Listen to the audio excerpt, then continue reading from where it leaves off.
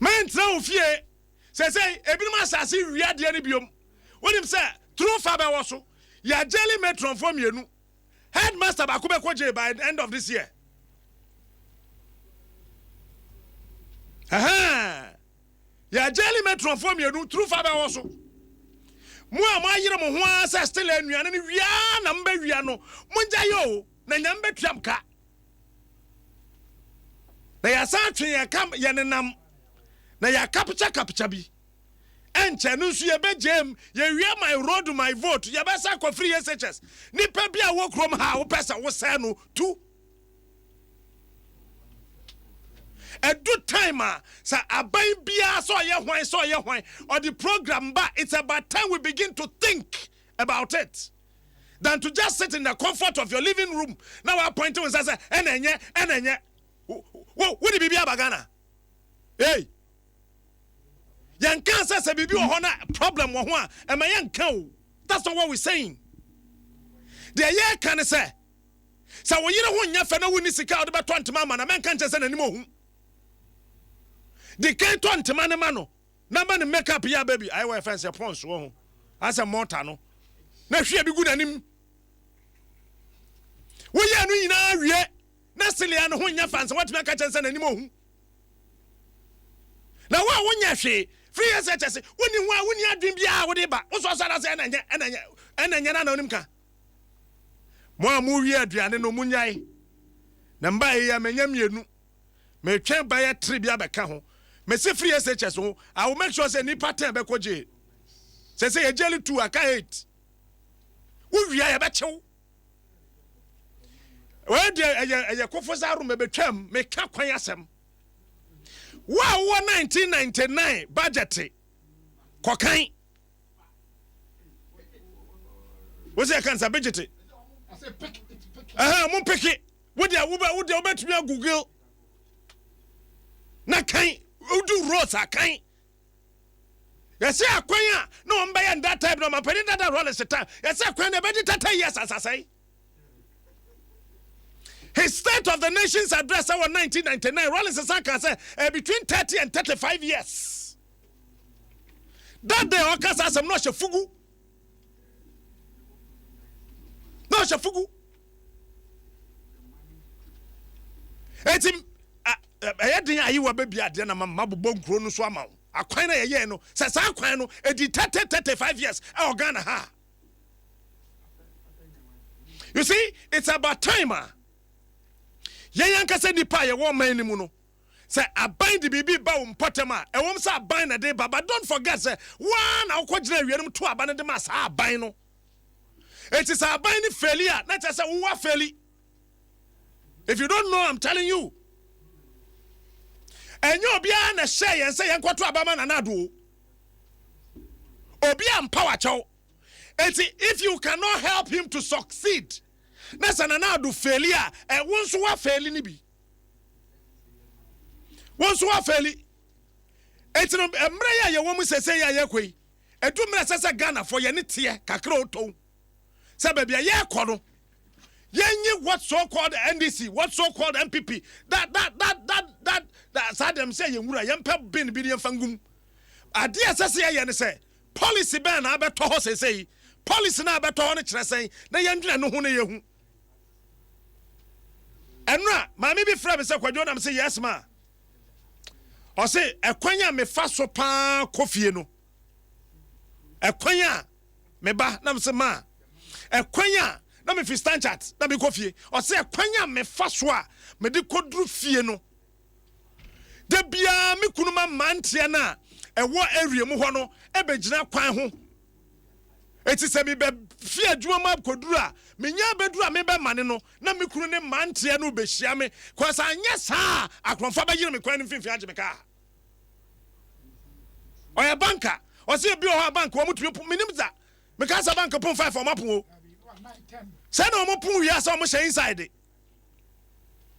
o se wo mo wi a wo mo wi no o apon banka ho na wi no o mo hye inside na sa owie na okofia obedu junction no de be wura mu akoba bi omo wona o se wo bibi va lo bibi va lomlava mo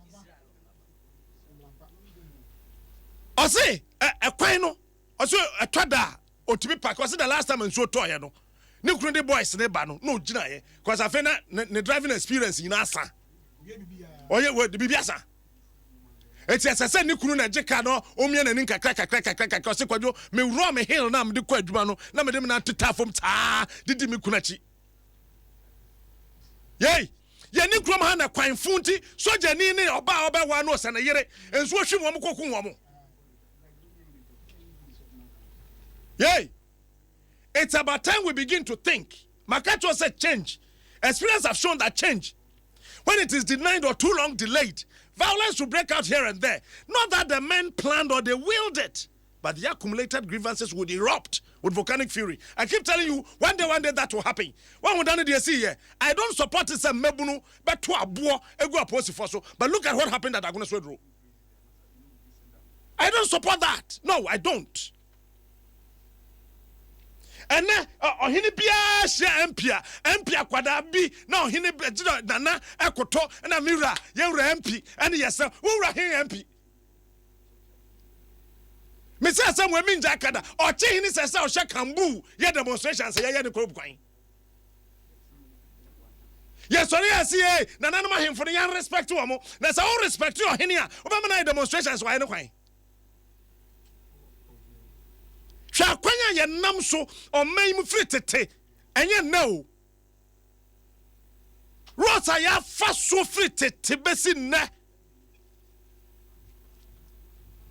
Obi ka cham say Tantra Hills efi mra kwa me nkroma de Ghana ba o mu hu ko tada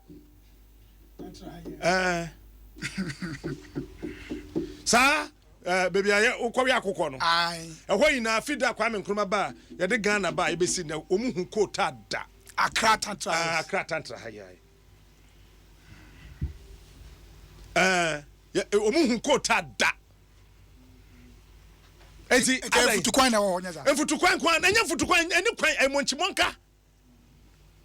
monchimonka ene nipa faso ka che kwa mapia wo hu se edu anadwo a oteta oda 12 o'clock opa friend sesi abra because I saw try no hu se ka be mekam na boys me ne kayo na oda ne na so na ni so ante no nti otwen abo 12 a na ka che kwa mapia koda and if you know kwan ho if you know kwan e dia ka be kwa kokam tim rante no ba hey 1 2 1 2 3 hey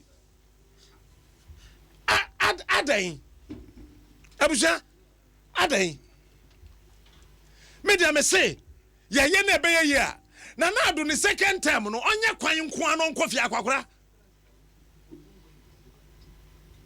na ado second term no say 2020 ya na ye be san to amano no bo a ni second term no wo de onye kwan nko no nko say December 7 oh say date dance sa da bi ansesa December 7 ya ho and the second term no be san ka no ho no Nana ya ba second time ya de be ma ho anu umpo baji second time no nana umpo ya de be ma ho e bia na kwakra be se okogina ho da bia ngina ho me opompo ya ba di second time no be ma no wo de fa ya kwan ko ama na wo de kwan bia nka ya kura fadi nto so da ko because dempa wo kwa manso kwantarium ho akro no me wura fidi mensa brampa mema for joma frɛ no na man me dom to hwibarom enti wo kokrom ho a ye wo hwibaro atakakra panyi ani hwibaro kakra hwibaro panyi hwibaro kakra ye de mato hwibarom na ko ba bia je wo mawo ka na eni wana kwa na nya ekwanye ka ko MP ba ko o northern region not aba ha pa o se se majority leaders ni bi Matthew Bibi Enjidam ni kura mo ba nyima ni tamoto so obi a onyem no I'm telling you and can hear Domlava and my one you want the motor na hospital opa yen ko Domlava open ya kwaba ejoso oh yeah do Wednesday man dey kasa mememo no problem bantima honya dey what I said yeah fine there I meet you anopay oh boko me free ho why but me free ho kasa me free e baby e free ho logba total yes I want to fiba anopay I want to be baby do Accra ededa nti enopa we baby do a How we bent now feel why? What's someone to buy? Come into your way. Who no can say? No road, no vote. I say my road, my vote. Okay. No road, no vote in Yankrophobia. Okay. Ube free asikuma eko hohwenu. Ne omodima contractor. Okay, free asikuma eko hohwenu. When I Major Agbo in 70s. Saying 70s. 70s. Time no the regional minister no. And yes, I road no. Road in na tutu. Omodima contractor. Contractor no ye kakra na no jai. Minister government no jai na. Ofa ukodu hora manhole. Manhole. Ukodu be bia cars entering. Cause I came with photos. I come manhole. Thursday we me sako me fa sa road no so. But se say ti say nana ba voter region nti almost start fili sa manholes no. Anya sade nana ontumi ko be bia. And that's all mo yakwa no mo fili manholes no. Mo fili manholes no. Nti me buy. Nti ezembo sa hokwa road no. Say regional minister wo ho na mo say sa road no dey no ye wo ho. Ofa higher. Say see ye demonstration na enye yi. Nti me ba no me be catch am. Mesaba so ma menke 1999 budget remanya ayi wa connect ade no me can road part portion na wo 1999 numero say Mr. Speaker, the strategy of government is to provide an efficient intermodal transport service. This task calls for systematic deregulation of institutions and the creation of an enabling environment to attract and maintain the private sector to participate in the development of the rail, maritime, and aviation transport modes, while government continues to spearhead the development and maintenance of roads infrastructure for the private sector to service the dominant mode of transport in Ghana. In order to provide and consolidate the gains made with the support of donors in the reconstruction and rehabilitation of some of the deteriorated sections of our road network, the thrust of government investment priority in the road subsector is to sustain maintenance to ensure the provision of effective, efficient, and reliable road transport service. The bridge and road tolls regulations have been amended. These amendments enable government to extend tolling to newly constructed or rehabilitated roads and bridges. To cope with increased traffic volumes and correct major road failures, a number of roads will continue to be reconstructed and upgraded. In an effort to demonstrate the feasibility of private sector financing of toll roads in the country, and for the purpose of improving our cost recovery, a number of roads, including the following, have been earmarked for tolling after rehabilitation and upgrading in the medium term under the phased program. That's the Stema, Akosomo, Yamransa, Takrade, Yamransa, Anyan Kwanta, Accra, Yamransa, Kumase, Accra, Kumase, Dunkwao, Tema, Aflao, and then Kumase, Kentampo. Fedembeba Kwanda so. A provision of 2,300 billion. That time, a provision of 2.3 billion has been programmed for the sector in the medium term. An amount of 603.5 billion has been allocated for the 1999, while indicative amounts of 832.7 billion and 863.9 billion have been provided for the 2000 and 2001 respectively. Mr. Speaker, the following road networks will be constructed very soon. Budget ayaka very soon. And it's supposed to last for 30 or more years. 1. Bordia Asankregua Quine. Bordia Asankregua 30 or more years. That year, no man penny that role and say, "Ko, what kind of state of the nation's address or can say between 30 and 35 years." Number 2, Tamale Town roads from 1999 say did 30 years. As I say I'm no can say Tamale Town roads in there too. Kufa Kraba yebi 30 years na way. Yay, okay. Tamale Yendi, Boga Boko, Soga Kopen Kwanta, Kwando wura dambai. Kete Enkan. hey Enkan. opani If you me yimfi ho Kwando wura dambai kwando me so ga ko pen kwanta kwando me yimfi ho you know me ni ho me be on this side. Kwando wura Me see if you Kete Krachi Town Roads if you me yimfi okay ade will be chuchuliga sandama be ebia no me mambo say the kano twifo praso dum kwaw ningo bridge odumase o tekpolu dodowa junction awaso nobeko bedi akukrom sehwiwi so buaku kumase enyinem enu so me so me support papa we yenyim firim also afa ho yenyim firim wo yenyim firim enfa ne katete ne ho sola bamboy na kwanduri bungurugu wa tumu wa hamile wini baswedro akimoda ekwana di 30 years da bia ni 30 years okay denu ho agena pon kofodua asasewa manfi kofodua ntwaban ewo secondary we na yesi be di 30 years or more tema soga kope kumasi anyankwanta jato zongo atebubu yeji akra enyinem but 30 years no and the miambe akra nyam de miambe we 1999 budget and the kind sa de we ewo ho eti say yet your mem no obi aba no abedada ye nokọ obi aba no abedada ye nokọ obi aba no abedada ye nokọ ne enam kwa Ghana ma ye nyina omo ho ofei na sese omo sisi achia sese gas na ma so omo bo life omo pa achia ambasa madam so John e ho sisi on so talk on me fa so yeah awachia we do ati baby pa aya kakra ba oh dabi enya ti yesre yesre second time the old boy wo ye dan ye de be hye kon ye de be maw e wo de ye kwan kwa ma na kofie wo de ye kwan kwa ma ye na wo de ko na nchirima ka se wo ye free SHS ni wie ye no wo san twa kwan to ho ma ye na wo gya ye ho na kofie no anu no ne ye no awie ko sa ye wo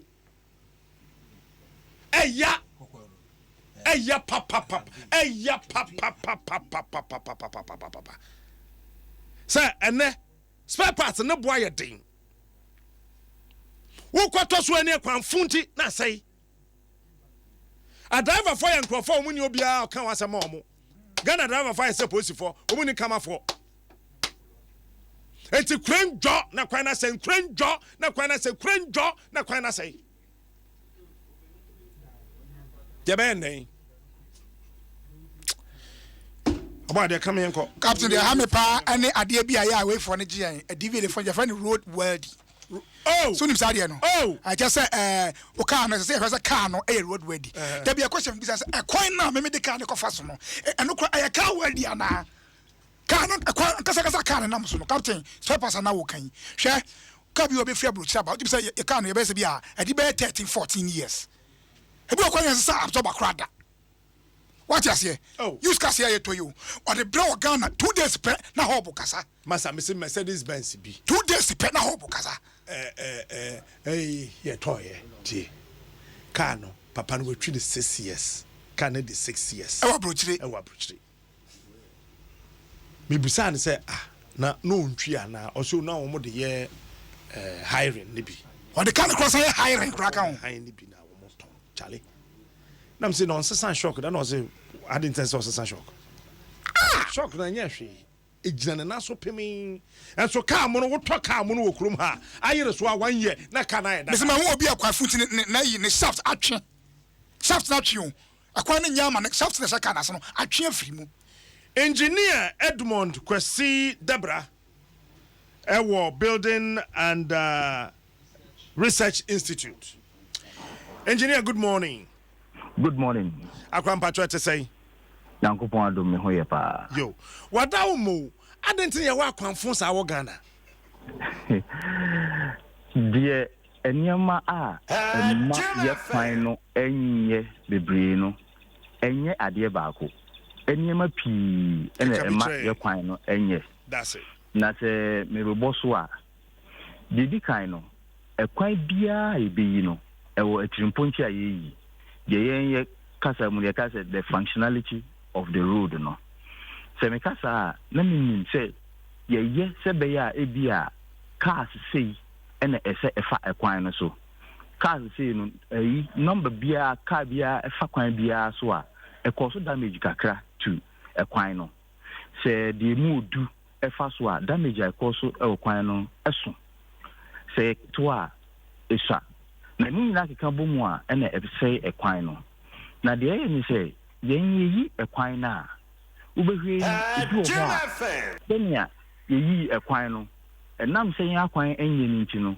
na eho no a eye kakra no obia pese okofa ho no mo enti eni nanu nansa na ekwan no asei eno no ye loading traffic loading no a ma ekwan no sei no ebi nso de ma ye kwan esei eye ye fe no environmental elements no ye environmental elements ye bibiri mamu de ye higher pa eye nsuo enti bra ye ekwan no ni emma nsuo entimi enfi ekwan no so ententem hare so nenko gugata mu ne drain enko ninti no eye ya nsuo ne tata so a intokuntuko kakra bi eba ekwan no so no enche na ewura ekwan no emu na amaye kwan no atutu na no si beti esi ehu ekwan a na ese ye maintenance culture no eye bibi eye very strong ekwan bia ye a ye maintenance protocol eto kwan no so na so de ye wo man mu se saade no ye nhweso enye enti bra ye kwan no foforo kra no eni nanu nansa na crash kakra bi eba nsuo to ya na ewura tracks no mu pacho maintenance protocol na ye den ya maintenance protocol so na eye enhihye a se mfanse ye kwan no awie no ye nim se bia kwan se na si design ye no ebedi be 3 years ansana ye be kwa koye ye be kwa kohwe so ahwese bia crack bi o ba bia ya patch eno patch ye si crack no nanso so saa nyoma ni nyina na ye nye enti crack ni nyaba na ensuo ewura ekwan ni mu a kakaka efa so no na eho no ebu kakaka abu mu ana ayeto kukitua bi ni nyina ye nhwe ensili enti sisi ya na crack na kakaka na adane efo ni sen potu wo kwan ni mu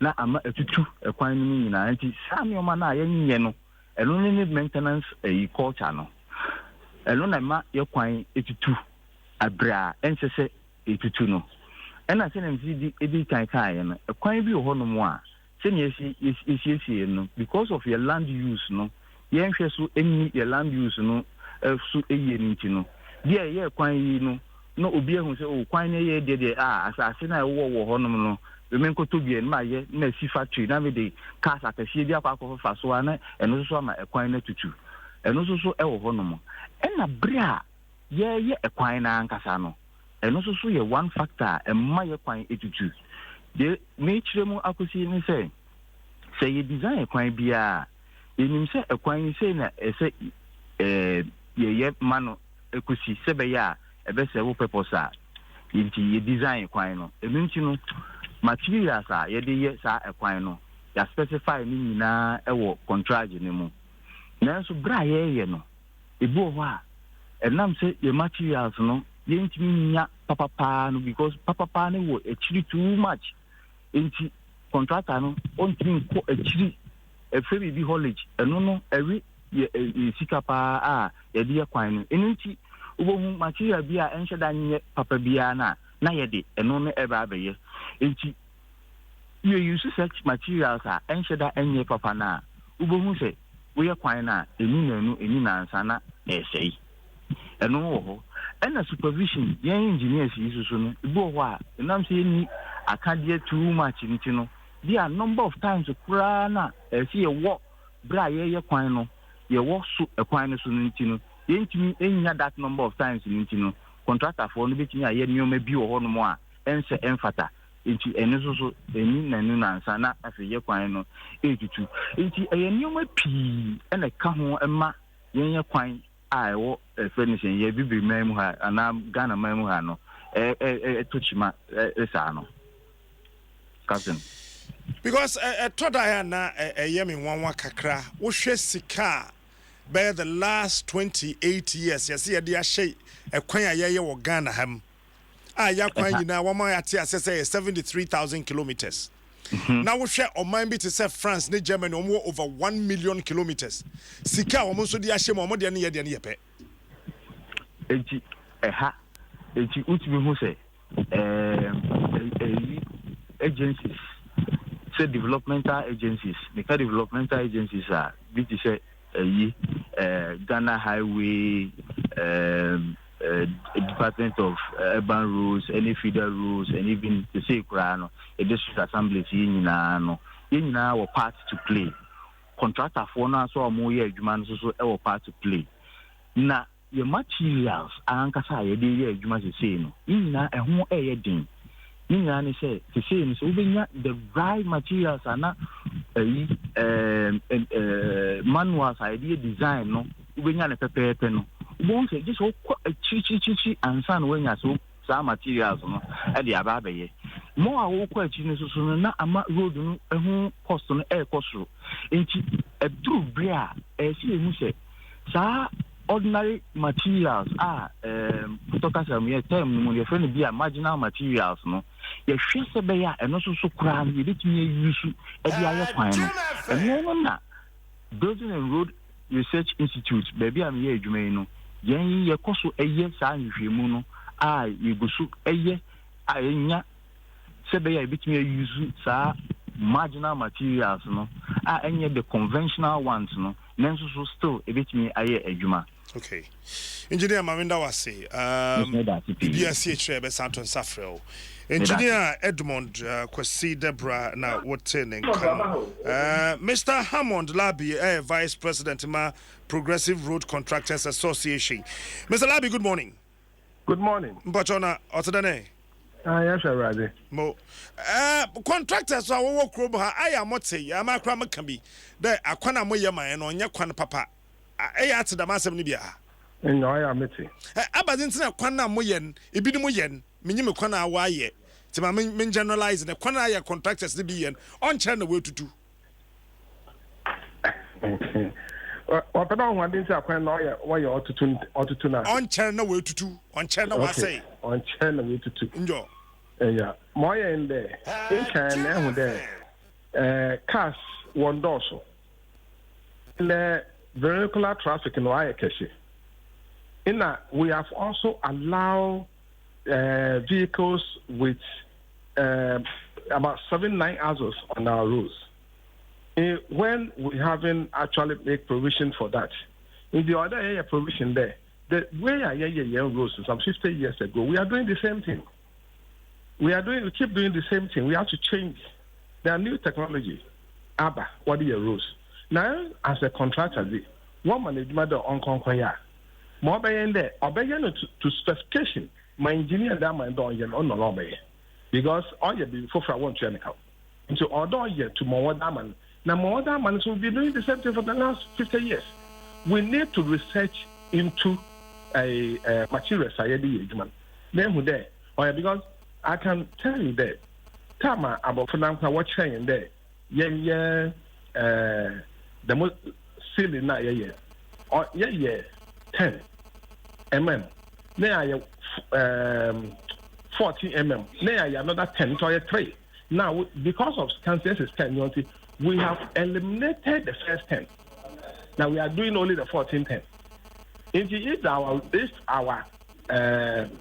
this in the young vehicles young road into and carry vehicles now. And that is some of the problem because there's a Yeniska. Sometimes when you go to the region, an engineer or pick inventory or there you have 15 culverts on a particular road. Now, that's for the example. Anyway, now was it bad? Head office was it because of funding? Oh, we can only do 6. Hey, but 6 now warning in Suta. or dua offer force no the dua baby a culvert and onion. The engineer no work region on one show into an problem more, but on your estimate no deba now I can't estimate. Into what can't estimate now was the Edmund contractor. Don't based on specification. You should turn on car to her on your contractor the fault. This is what is happening. It is not the contractor's fault. Then the master. But I can say maybe in my young conum we. Essay a quana your CCN or your 50, 60 years ago technology now was it your quanta that on an use for Ghana. Now, sir, me sure the engineer so when you that's a new technology. Yes, well, you better I think I found the noise custom. And to see can you want to see old technology now? Old technology now idea. And now, so a bit of challenge man. Yeah, research department. Meaning the highways or Ministry of Roads and Highways. There was the research department. Then one research department in Jumana Warren. Ejumabia Warren. What do you Jumana? If you go to tech, the Ministry of Roads and Highways. What tech? What center this will take that should actually delve into road construction. But at the end of the day, what's the linkage now? What is the linkage now? We ABI engineers and now researchers will research into something because of scarcity, it will be shelved. I didn't know other shelves do. It's not that on the commission to do certain things. Okay, it's not that on one contractors no one fault. Young contractors on your fault. But what I do admit today, there were a do a yama, man also in though I do admit that. But the core problem is specification. Specification is the core problem. Okay, that we need to address. Into my mentasi, into Kwana Moyama and Wukrumhan. My ministry need show on that one. You know, no ye. Oh no, yeah. So engineer no what region. Why could take inventory? No, but also the more can here 15 culverts were roaded so that you soon we too after na say 1 year. All by head office not is can you 1 year. Now or your contract and the fault. You should turn us say or track road baby or your contract and the fault. We are also not providing proper drainage for our roads. Okay. We are not providing proper drainage for our roads. Therefore, it's affecting our roads. Our roads need to be properly drained. Look, sometimes when I drive on some of the roads, and you should not be a quaint baby. You shouldn't tell what you're at. Everyone a car can see for our pen when I started there or mim. The more better when you know, I say cry. The only thing there, we need to maintain our road every 6 months. Every 6 months, we need to maintain our road. Other than that, look, you have in the barn and we have been maintaining our roads for some years now. But sister, your roads was say power. Was say power. Into link to what I'm telling you. Link to what I'm telling you. Look. If so be friend there, but I'm prepared to give them because me a research into the construction industry. Some very soon I'm going to come out with something. I'll contractor wait to my 400 meters of drains in a day. You know, sometimes we also do something. I mean, the airport Western World now, and some other countries they are using different type of bitumen. They are using certain type of bitumen. The bitumen is the poor what the polythene, rubber, but the flat bitumen or the road. Hey. What are we doing in our country? What are we doing in our country? We always talk scan you what? Let's prioritize our road. Say 200 cities in the air for Greater Accra. 200 cities of Besma 2 roads in Greater Accra. Let's concentrate on that.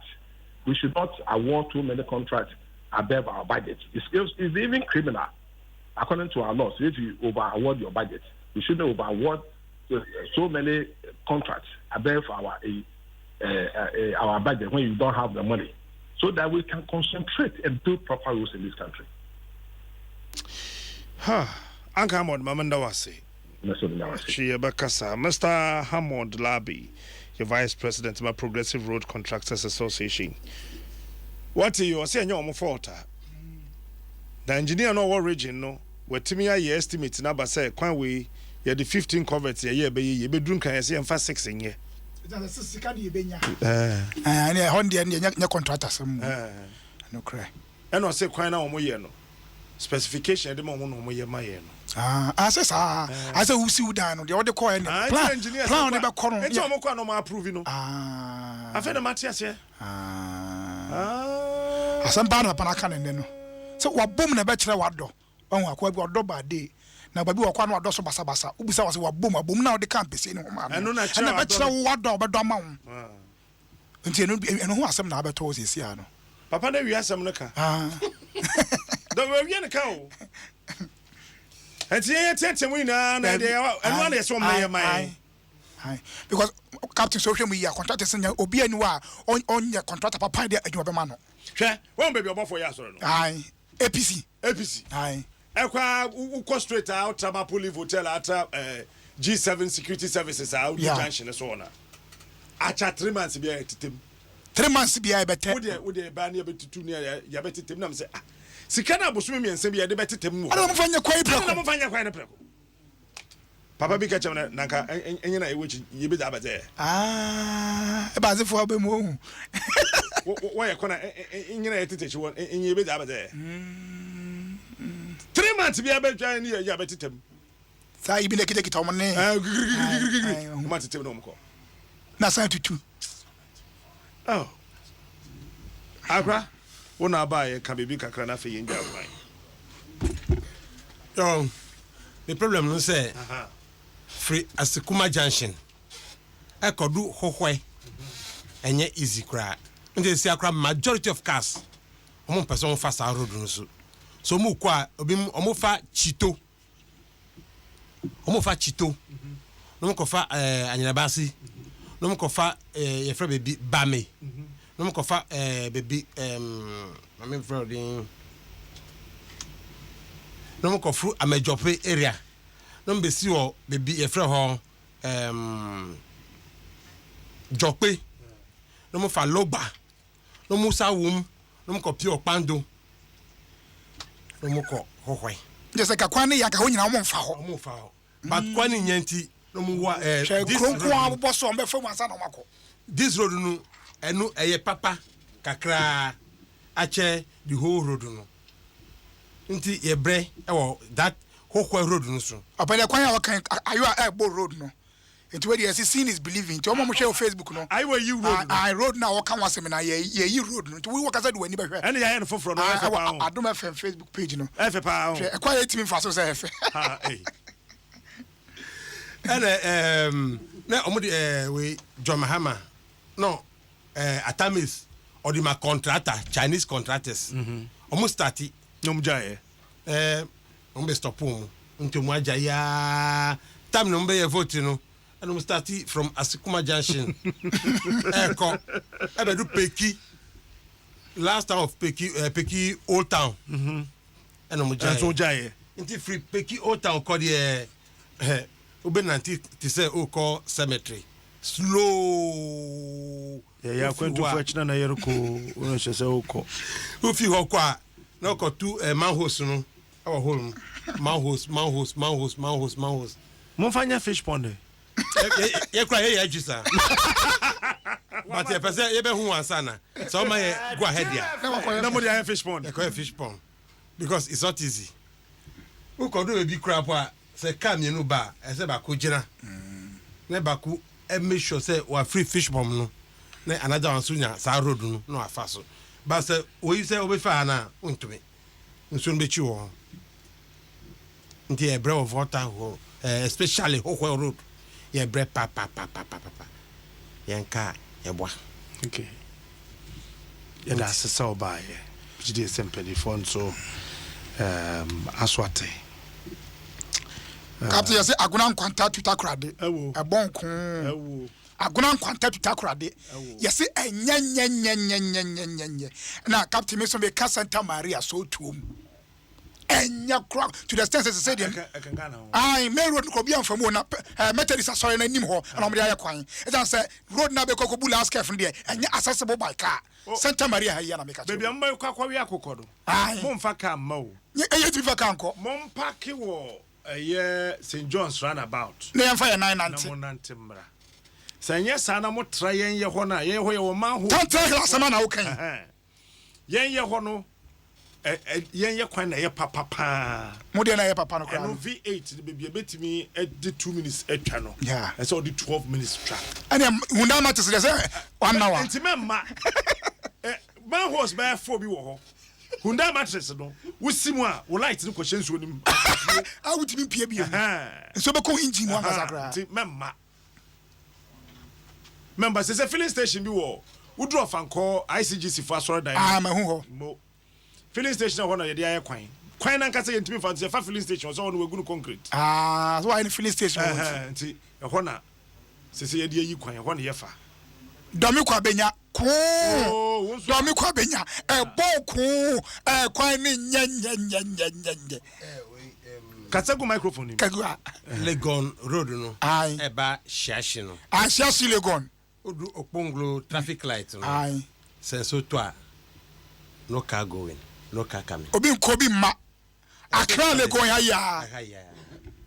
sa road new one no mu yesisi ya nso to a ho nyina ka bia fa house unless cars no esefa asemben campus no be pure akofa Legon campus ansana no be pure filling station no ansana wetimi akọ mo hwe sa road no no catch gabe no be hwe say road and cross ansana ba dey say kan kra yan kon the road no dey say enye DBS roofing sheets some estate vital milk and Franco Trading Enterprise one of the so asene a yede Fabɛwɔso ebrewana but you baby phone line na okay 0302216561216562 na also yamon common bi why here papa say the hardwin yakwa asem no pacho wo pedan papa to ana wa rente ye men fa ba bia very affordable house pa so beto dan pa let's say papa dia